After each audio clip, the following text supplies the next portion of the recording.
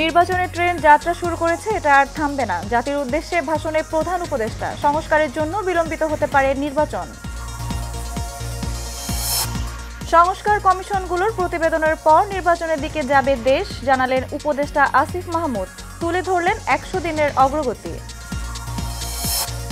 এবং নারায়ণগঞ্জের সোনারগাঁওয়ের টিস্যু কারখানায় আগুন নিয়ন্ত্রণে কাজ করছে ফায়ার সার্ভিসের ১২টি ইউনিট।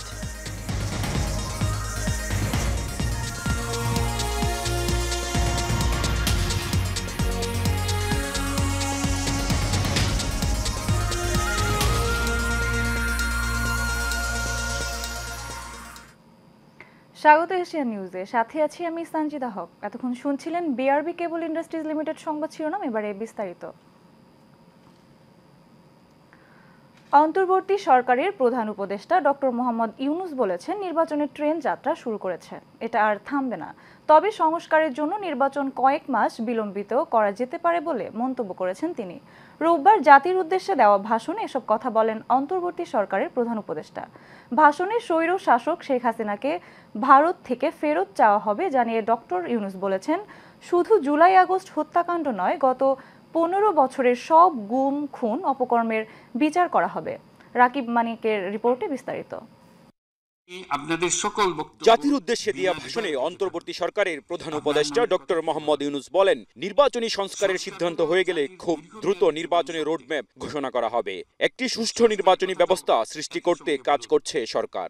নির্বাচন আয়োজনে যে সংস্কার কমিশনের সুপারিশমালায় রাজনৈতিক দলসমূহ এবং দেশের সকল মানুষের মতামত অপরিহার্য, সেই কমিশন হলো সংবিধান সংস্কার কমিশন। এই সুপারিশমালার যে অংশ সকলের কাছে গ্রহণযোগ্য হবে, তার ভিত্তিতে নির্বাচনী আইন সংশোধন করতে হবে। সমান্তরালভাবে ভোটার তালিকাও হালনাগাদ করার প্রক্রিয়া চলতে থাকবে। আমি নিশ্চিত নই সংস্কার প্রস্তাব সমূহ বাস্তবায়নের সুযোগ আমরা কতটুকু পাব। তবে আমি আপনাদের কথা দিচ্ছি, আপনারা সুযোগ দিলে প্রয়োজনীয় কিছু অত্যাবশ্যকীয় সংস্কার কাজ শেষ করেই আমরা আপনাদের কাঙ্ক্ষিত নির্বাচন আয়োজন করব। প্রধান উপদেষ্টা আরো বলেন, আন্তর্জাতিক আদালতেই জুলাইয়ের গণহত্যার ও গুম খুনের বিচার হবে। যারা এর সঙ্গে জড়িত তাদের আইনের আওতায় আনা হবে। ফ্যাসিস্ট শেখ হাসিনাকে ভারত থেকে ফেরত আনার বিষয়েও পদক্ষেপ নেওয়া হবে। অন্তর্বর্তী সরকার সৃষ্টি হয়েছে রাজনীতিকে নীতির কাঠামোয় আনার জন্য এবং রাজনীতির জন্য নতুন পরিবেশ সৃষ্টির নিবিড় আকাঙ্ক্ষা থেকে। এই আকাঙ্ক্ষা পূরণ করা থেকে জাতিকে বঞ্চিত করবেন না। নির্বাচনের ট্রেন যাত্রা শুরু করেছে, এটা আর থামবে না। রাজনীতির জন্য নতুন পরিবেশ সৃষ্টি করা হচ্ছে।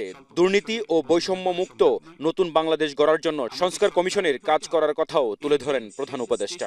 কখন পৌঁছবে সেটা নির্ভর করবে। রকিব মানিক, এশিয়ান টেলিভিশন, ঢাকা। সংস্কার কমিশনগুলোর প্রতিবেদনের পর দেশ নির্বাচনের দিকে যাবে বলে জানিয়েছেন অন্তর্বর্তী সরকারের যুব ও ক্রীড়া উপদেষ্টা আসিফ মাহমুদ সজীব ভুঁইয়া। রবিবার অন্তর্বর্তী সরকারের ১০০ দিন পূর্তি উপলক্ষে মন্ত্রণালয়ের অগ্রগতি বিষয়ক সংবাদ সম্মেলনে তিনি একথা জানান।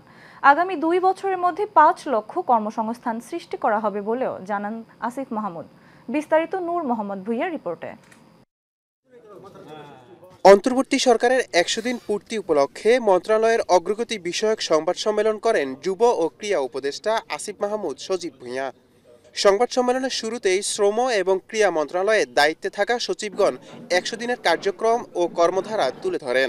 ক্রীড়াঙ্গনে গতিশীলতা এবং সুশাসনায়নে মাননীয় উপদেষ্টা মহোদয়ের নির্দেশনে ২৯ আগস্ট ২০২৪ তারিখে ৫ সদস্য বিশিষ্ট একটি সার্চ কমিটি গঠন করা হয় আমাদের ফেডারেশনগুলোকে সংস্কারের উদ্যোগ নেওয়ার জন্য। ইতিমধ্যে ১০ সেপ্টেম্বর ২০২৪ তারিখে ৩৫টি ফেডারেশনের সভাপতি অব্যাহতি অপসারণ করা হয়েছে। এ সময় ক্রীড়া উপদেষ্টা আসিফ মাহমুদ বলেন, বর্তমান বাংলাদেশে বেকার সংখ্যা ১.৮ মিলিয়ন। তবে ২ বছরে ৫ লক্ষ কর্মসংস্থান সৃষ্টি হবে।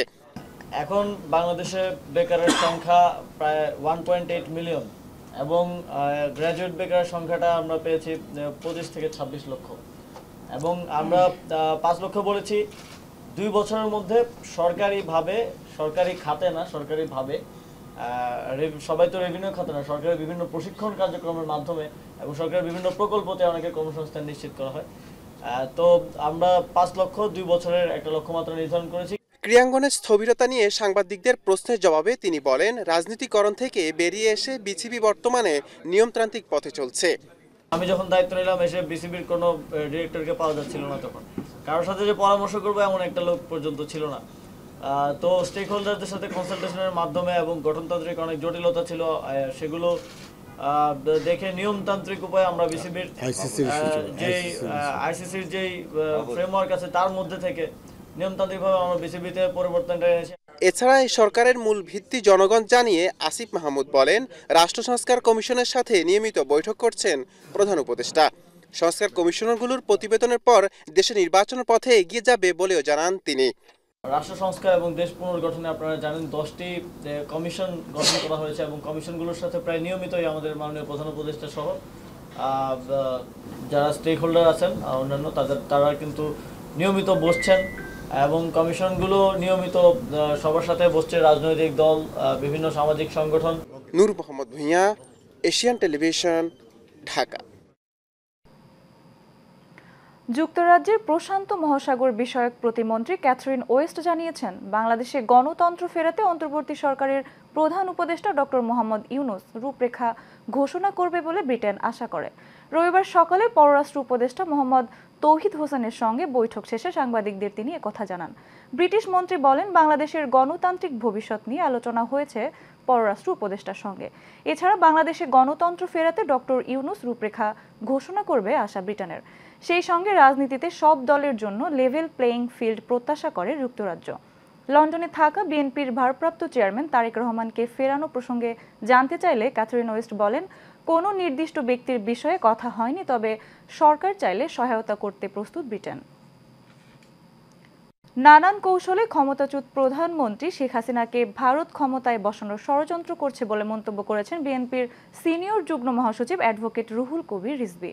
রবিবার লালমনিরহাটের বড়বাড়ি শহীদ আবুল কাশেম মহাবিদ্যালয় মাঠে জেলা বিএনপি আয়োজিত এক অনুষ্ঠানে তিনি এসব কথা বলেন। তিনি আরও বলেন, জনগণের ক্ষমতা জনগণের কাছে ফিরিয়ে দিতে দ্রুত নিরপেক্ষ নির্বাচনের ব্যবস্থা করতে হবে। এ সময় কেন্দ্রীয় বিএনপির সাংগঠনিক সম্পাদক ও সাবেক মন্ত্রী আসাদুল হাবিব দুলু ও জেলা বিএনপির যুগ্ম সাধারণ সম্পাদক মমিনুল হক সহ অনেকে উপস্থিত ছিলেন।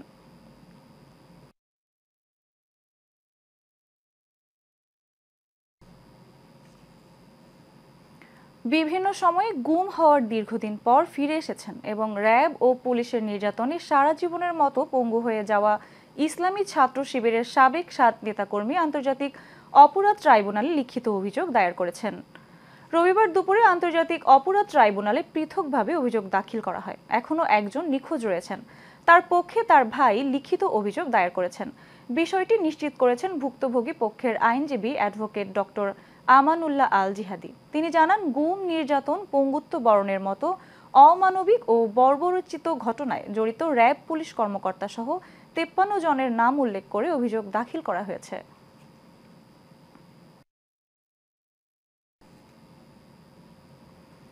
নারায়ণগঞ্জের সোনারগাঁও মেঘনাঘাটে অবস্থিত ফ্রেশ টিস্যু পেপারের গোডাউনে অগ্নিকাণ্ডের ঘটনা ঘটেছে। ভোর 5:10 দিকে অগ্নিকাণ্ডের ঘটনা ঘটে। অগ্নিকাণ্ডের খবর পেয়ে আগুন নিয়ন্ত্রণে কাজ করে ফায়ার সার্ভিসের কয়েকটি ইউনিট। শেষ খবর পাওয়া পর্যন্ত আগুনের তীব্রতা বেড়ে যাওয়ার ফলে ফায়ার সার্ভিসের 12 ইউনিট আগুন নেভানোর কাজ করছে। ফ্রেশ টিস্যুর গোডাউনে আগুন লাগার পর প্রথমে সোনারগাঁও, গজারিয়া এবং গজারিয়া বিসিক ফায়ার স্টেশনের 6টি ইউনিট আগুন নেভানোর কাজ করে। পরে বন্দর, কাঁচপুর ও সিদ্দিক বাজার ফায়ার স্টেশন থেকে আরও 6টি ইউনিট ঘটনাস্থলে আসে। তবে কী কারণে আগুন লেগেছে তা তাৎক্ষণিক নিশ্চিত করতে পারেনি ফায়ার সার্ভিস।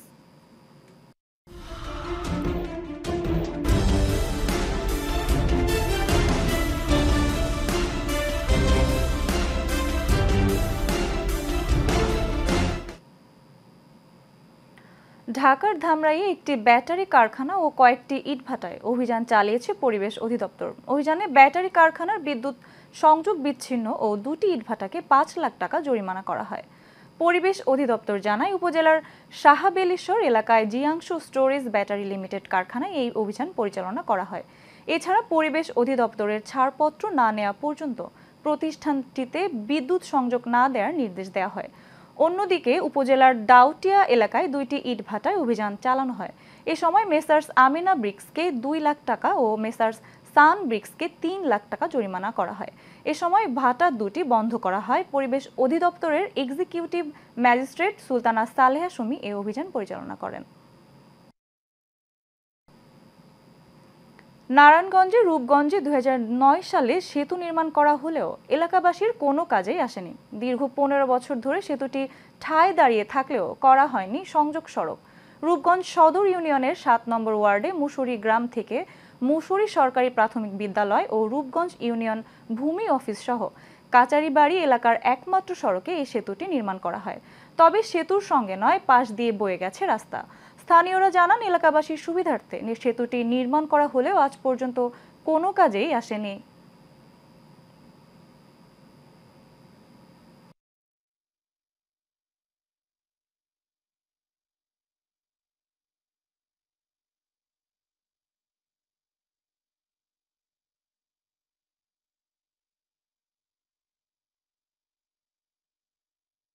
আজ যাবৎ ১৫ থেকে ১৬ বছর যাবত এই অবস্থায় পড়ে রয়েছে। এটার কোনো রাস্তাটা হওয়ার কথা ছিল, রাস্তা ছাড়া। এই রাস্তাটা কোনো ব্রিজ দিয়া কোনো মানুষ চলাচল করতে পারে না। এটা কোনো কাজেই করে নাই। টাকা অযথা জনগণের টাকা পড়ে রয়েছে। ব্রাহ্মণবাড়িয়ার বাঞ্ছারামপুর সরকারি এস.এম. পাইলট মডেল উচ্চ বিদ্যালয়ের ৯ম শ্রেণীর শিক্ষার্থী জোনায়েদ সরকার ফাহাদের হত্যাকারীদের বিচারের দাবিতে মানববন্ধন ও বিক্ষোভ মিছিল হয়েছে। বিদ্যালয়ের শিক্ষক ও শিক্ষার্থীদের আয়োজনে উপজেলা পরিষদের সামনে মানববন্ধন হয়। মানববন্ধনে সহপাঠী, বন্ধু ও স্কুল শিক্ষার্থীরা অংশগ্রহণ করেন। এই বিষয়ে সুষ্ঠু তদন্ত ও বিচারের দাবিতে বাঞ্ছারামপুর সরকারি এস.এম. পাইলট মডেল উচ্চ বিদ্যালয়ের প্রধান শিক্ষক ও শিক্ষার্থীরা বাঞ্ছারামপুর উপজেলা নির্বাহী কর্মকর্তা মোহাম্মদ আবুল মনসুরের বরাবর স্মারকলিপি প্রদান করেন।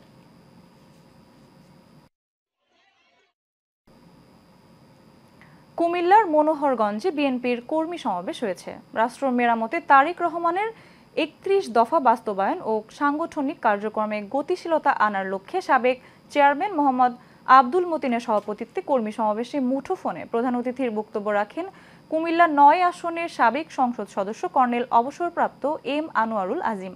প্রধান বক্তার বক্তব্য রাখেন কেন্দ্রীয় ছাত্র দলের সাবেক দপ্তর সম্পাদক শফিকুর রহমান শফিক।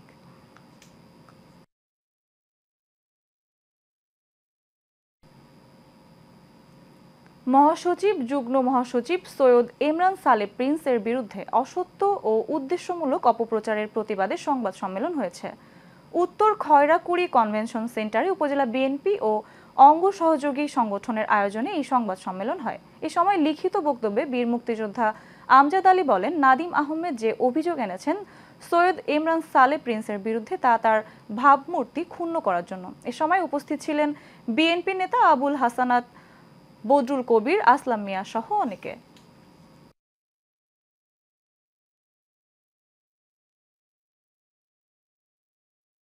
রহমান জিন্দাবাদ, শহীদ জিয়া অমর হোক। আসসালামু আলাইকুম।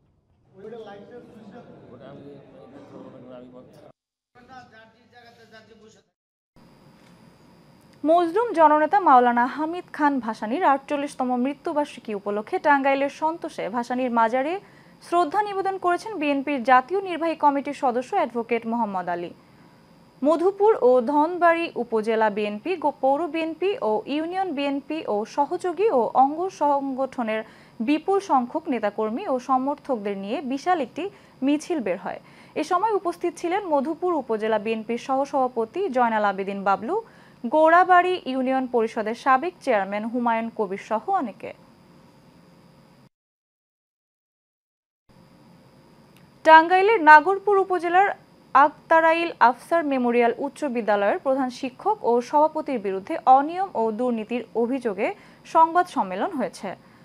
নাগরপুর প্রেস ক্লাবে এই সংবাদ সম্মেলনের আয়োজন করা হয়। সংবাদ সম্মেলনে লিখিত বক্তব্য পাঠ করেন বিদ্যালয়ের প্রতিষ্ঠাতা সদস্য আরমান উদ্দিন চৌধুরী। এ সময় তিনি অভিযোগ করেন, স্কুল ম্যানেজিং কমিটির সভাপতি মোহাম্মদ আওয়াল ও প্রধান শিক্ষক মতিউর রহমান স্কুল ঘর নির্মাণ করতে যেয়ে ১২,০৯,৯০০ টাকা গড়মিল করেন। এ ব্যাপারে প্রতিকার চেয়ে টাঙ্গাইল জুডিশিয়াল ম্যাজিস্ট্রেট আদালতে একটি মামলা দায়ের করলে আদালত তদন্ত প্রতিবেদনের সঠিকতা যাচাইয়ের জন্য নাগরপুর থানাকে দায়িত্ব দেন। ব্রাহ্মণবাড়িয়ার নবীনগরে হরিসভার 46তম মহানামযজ্ঞ সংকীর্তন মহোৎসব হয়েছে। উপজেলার বিদ্যাকূট ইউনিয়ন মেরকুটা শ্রী শ্রী সরভুজা মৃত্যুনাশিনী রক্ষাকালী মন্দির অঙ্গনে এর আয়োজন করা হয়। শ্রী রামপ্রসাদ সূত্রধরের সভাপতিত্বে ও কালীবাড়ি সকল দিন ভক্তবৃন্দের উপস্থিতিতে শ্রীমন্ত গবত গীতা পাঠের মধ্য দিয়ে অনুষ্ঠানটি সূচনা করা হয়। এতে প্রধান অতিথি ছিলেন উপজেলা নির্বাহী অফিসার রাজীব চৌধুরী। বক্তব্য রাখেন প্রিয়াঙ্কা সরকার।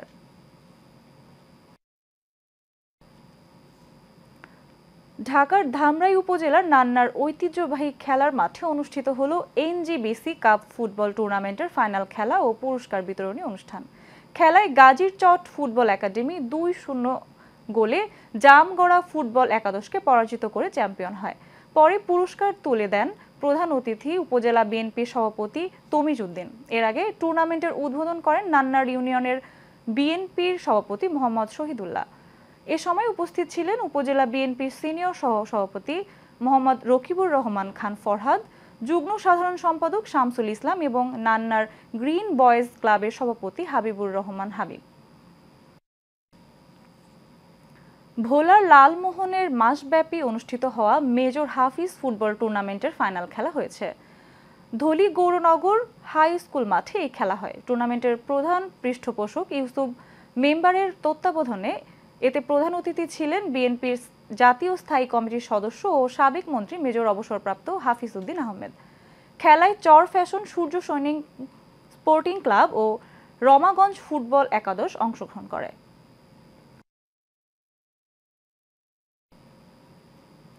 বগুড়ায় শিকড়ের টানে 1997 এসএসসি ব্যাচের আয়োজনে স্কাইটাস ডিজিটাল অ্যান্ড হোল্ডিং লিমিটেড ফুটবলের ফাইনাল খেলা হয়েছে।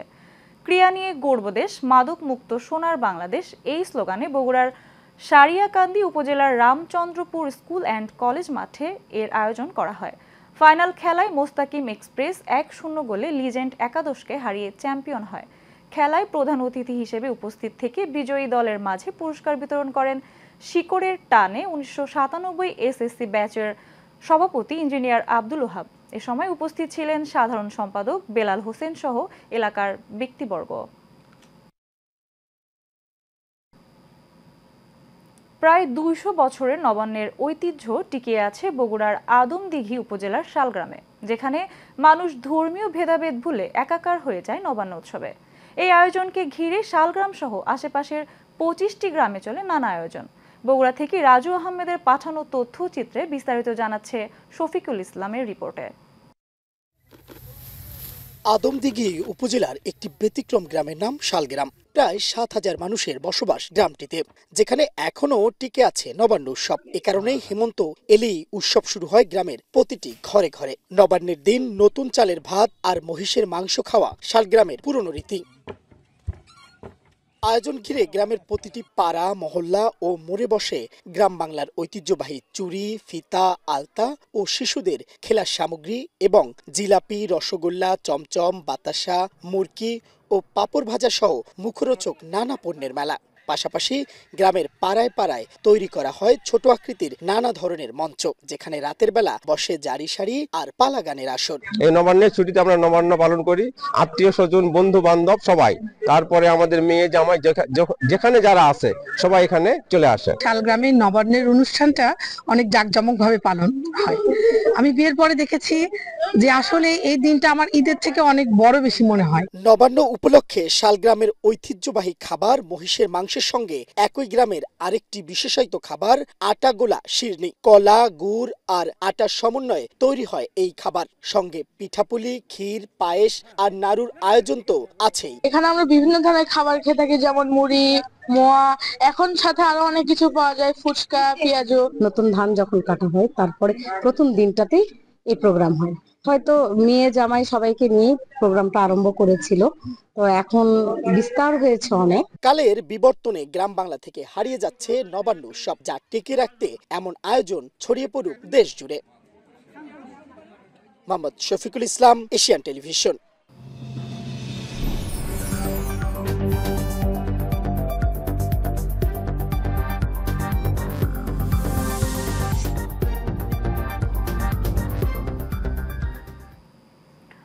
চট্টগ্রাম মহানগর যুবদলের উদ্যোগে জাতীয় বিপ্লব ও সংহতি দিবস উপলক্ষে বিশাল র্যালি পদযাত্রা হয়েছে।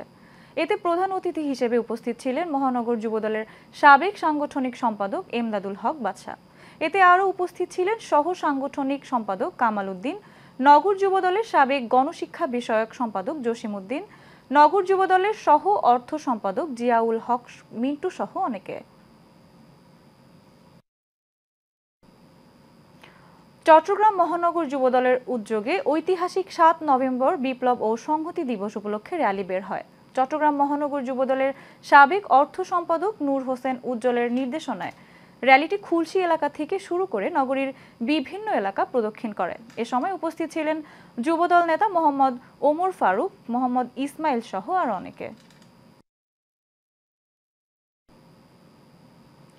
চট্টগ্রামে পুরানো সাদুল্লাহ খান জামে মসজিদ কমিটির সাধারণ সদস্য বৃন্দদের নানান ষড়যন্ত্রমূলক মামলা এবং বর্তমান কমিটির সমন্বয়ক ইয়াকুবের উপর হামলা এবং হত্যার হুমকির প্রতিবাদে সংবাদ সম্মেলন হয়েছে। মসজিদ কর্তৃপক্ষ সহ সাধারণ জনগণের পক্ষ থেকে মসজিদের প্রাঙ্গণে সাংবাদিকদের সঙ্গে সংবাদ সম্মেলনে গ্রেফতারের দাবিতে নিন্দা ও প্রতিবাদ জানানো হয়। ভুক্তভোগীদের অভিযোগ, একটি পক্ষ আওয়ামী লীগ নেতাদের ক্ষমতার অপব্যবহার করে মসজিদের ওয়াকফ সম্পত্তির দখল করার পায়তারা করছে। শতাব্দীকালের ঐতিহাসিক প্রাচীনতম পুণ্যতীর্থ চট্টগ্রাম বৌদ্ধ বিহারে প্রথমবারের মতো বিহার প্রাঙ্গণে ভগবান বুদ্ধের চূড়ামণি চৈত্য পূজার উদ্দেশ্যে মাসব্যাপী ঐতিহাসিক আকাশ প্রদীপ প্রজ্বলন মহোৎসব অনুষ্ঠিত হয়েছে। এ উপলক্ষে বুদ্ধের শান্তিবাণী পাঠ, ভৈষজ্য সংঘধান, অষ্টপরিষ্কার সহ ও ২৮ বুদ্ধ পূজার আয়োজন করা হয়। এতে প্রধান অতিথি ছিলেন বাংলাদেশ সংঘরাজ ভিক্ষুক মহাসভার ডক্টর জিনবোধি মহাস্থবির, বৌদ্ধ বিহারের আবাসিক প্রধান প্রিয়রত্ন মহাস্থবির, প্রজ্ঞাপাল মহাস্থবির সহ আর অনেকে।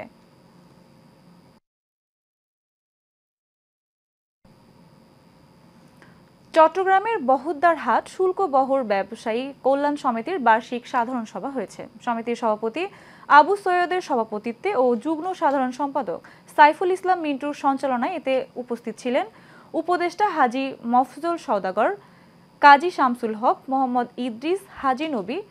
এ সময় বক্তারা বলেন, ব্যবসায়ীরা একযোগে কাজ করলে সর্বস্থানে সফলতা অর্জন করা সম্ভব।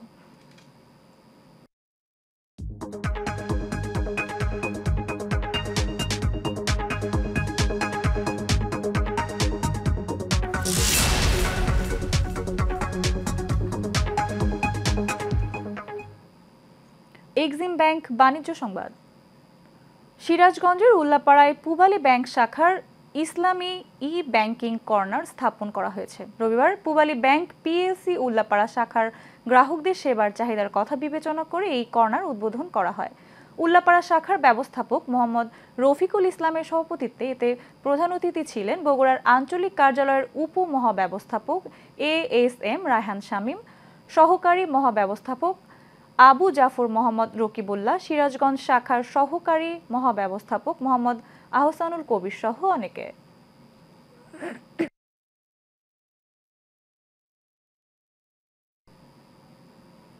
প্রতি বছরের ন্যায় পঞ্চগড়ে বসেছে দেশের বিখ্যাত জলপাইয়ের হাট। দেশের গণ্ডি পেরিয়ে বিদেশেও রপ্তানি হচ্ছে পঞ্চগড় সহ আশেপাশের জেলার জলপাই।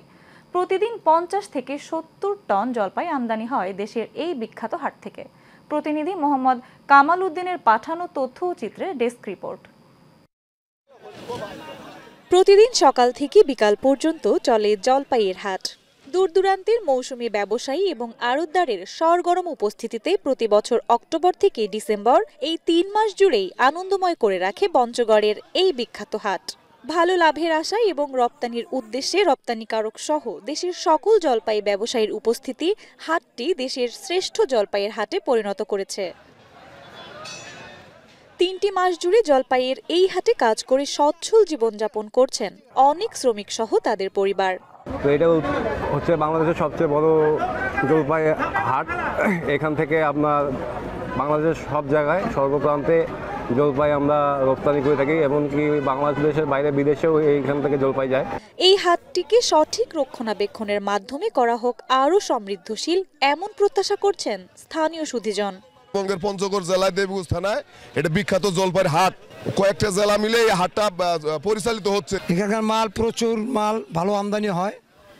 এখানে মাল কিনতে আসা আল্লাহর রহমতে কোনো সমস্যা হয় না। নিয়ে যাব তো 50-60 মনের মতো বিক্রি করছি, এখনো 20-25টা গাছ আছে। জলপাই পায়রা বাজারে এনে বিক্রি করলাম, আমার 1000 টাকা লাভ হয়েছে।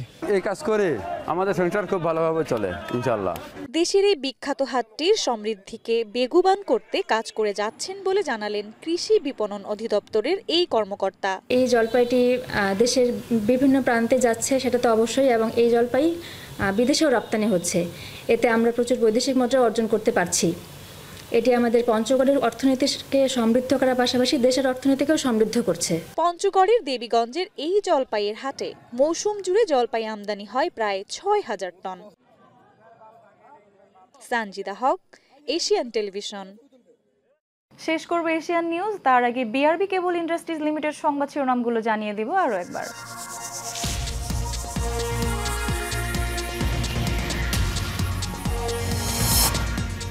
নির্বাচনের ট্রেন যাত্রা শুরু করেছে, এটা আর থামবে না। জাতির উদ্দেশ্যে ভাষণে প্রধান উপদেষ্টা, সংস্কারের জন্য বিলম্বিত হতে পারে নির্বাচন।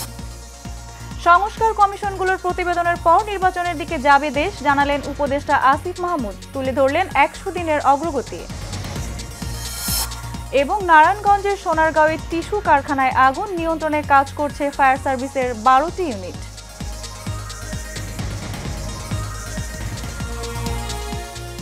এশিয়ান নিউজ এ পর্যন্তই। পরবর্তী সংবাদ দেখার আমন্ত্রণ রইল। ধন্যবাদ সবাইকে।